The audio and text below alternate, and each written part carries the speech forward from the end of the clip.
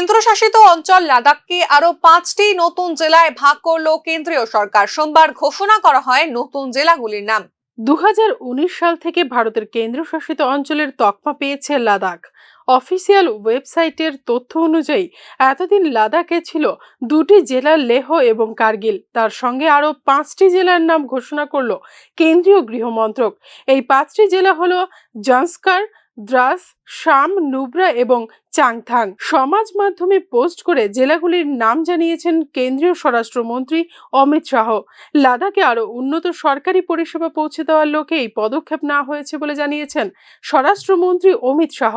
সামাজিক মাধ্যমে অমিত শাহ লিখেছেন, উন্নত এবং সমৃদ্ধ লাদাখ গড়ার যে লক্ষ্য প্রধানমন্ত্রী নরেন্দ্র মোদী নিয়েছেন এবং কাজ করছেন, তার প্রেক্ষিতেই কেন্দ্রীয় স্বরাষ্ট্র মন্ত্রক লাদাখকে 5টি জেলায় ভাগ করার সিদ্ধান্ত নিয়েছে।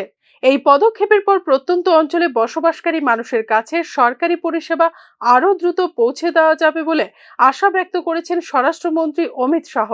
লাদাখের মানুষের কাছে উন্নয়নের অসংখ্য সুযোগ তৈরি করতে মোদী সরকার বদ্ধপরিকর বলে উল্লেখ করেন কেন্দ্রীয় গৃহমন্ত্রী। উল্লেখ্য, লাদাখ সরাসরি কেন্দ্রীয় স্বরাষ্ট্র মন্ত্রকের পরিচালনাধীন। এবছর সেখানে লোকসভা নির্বাচনও অনুষ্ঠিত হয়েছে। Bureau report, news now.